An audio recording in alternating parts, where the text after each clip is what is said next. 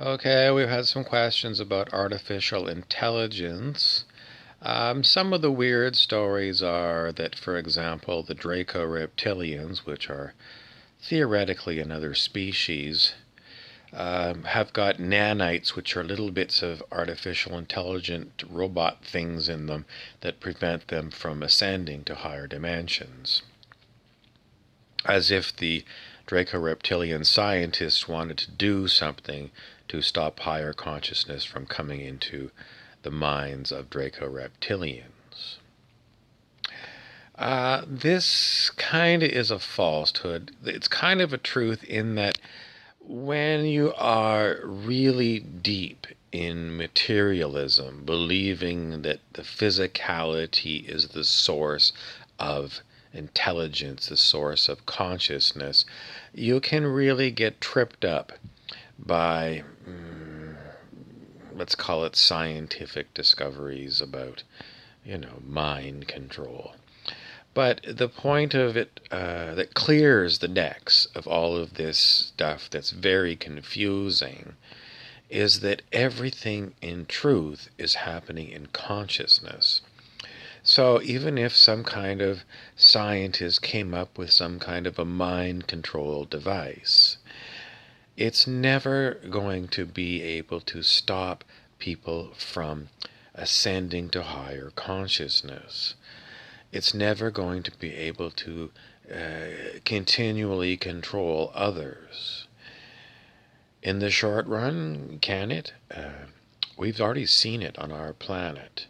We've already seen mind control systems. If you think about the development of television in the United States, where you had 3 or 4 networks that were on the over-the-air networks that started, well, I'm not sure when television was even invented, but let's say they became very popular starting in the 1960s. And that was before they had a lot of cable television, so there was basically, let's say you had ABC, CBS, NBC, and those ones were the only sources of information. Well, I mean, you did have newspapers and you did have radio, but that was about it. If you think about the corporations that ran these news organizations, pretty much the same news you would get from ABC, CBS, or NBC. Pretty much the same. So that is a form of mind control because you don't have any other types of news. It is all about pretty much politics and wars.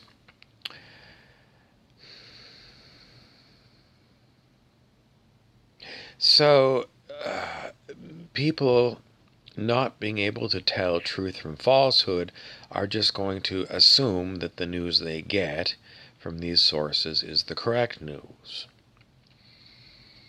Is it correct news? No, it's not correct news. It is agenda driven by those corporations that owned ABC, CBS, and NBC. And even to this day, it's still driven by controlling the public's information about what's going on everywhere. However, even when I talk about chemtrails and people say, well, the stuff that they're spraying in chemtrails is designed to put viruses, bad algae, all kinds of nanoparticles, all kinds of horrible things that we don't know about into the air, into the ground, and into the sea. Should we be worried about this? No. No. It is, I mean, everybody knows what pollution is like. If you just smell somebody who's got really bad exhaust, if you get behind a diesel truck that's spraying a lot of black soot into the air, and you get behind that diesel truck and you smell it and you think, this isn't very good. The point of the matter is, for your physical organism, no, it's not very good. And for your consciousness, it's unpleasant. At what point do you get away from these irritable things in the environment? It basically comes down to you connecting to higher consciousness.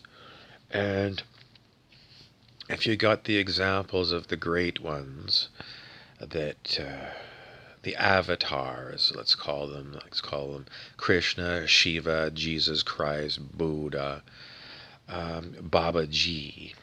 The stories about the great ones are, they don't worry about these kind of things because their consciousness first. And if they make physical manifestations, that's something that they do after. Well, they're already conscious. But it means I get an idea, and then that comes into manifestation.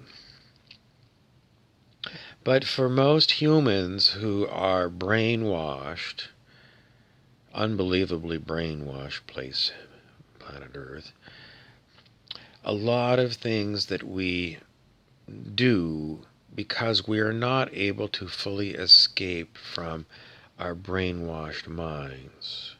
The things that we do, like taking an aspirin for a headache or getting antibiotics if we feel like we might have an infection, these things do tend to work. Would Jesus need an aspirin? Would Buddha? Someone wants to remind me that Ramana Maharshi, who had a very high consciousness, it said that he had cancer when he was an old man. But as I recall, Ramana Maharshi did submit to some surgeries because the people around him felt that they wanted to keep his body going. They didn't listen to what Ramana said. He said, I am not this body. This vessel is here, and I'll add in, mostly just to communicate with you people who are in very low consciousness. It's a vehicle of communication, and yes, it has got some physical maladies. He had some kind of a trouble with the limp for many years, just looking at the videos. But Ramana Maharshi was not concerned about the death of the physical body, because he wasn't that. He wasn't that body. It was simply a physical vehicle. Some other teachings from the Ascended Masters say that you should try to keep your body going.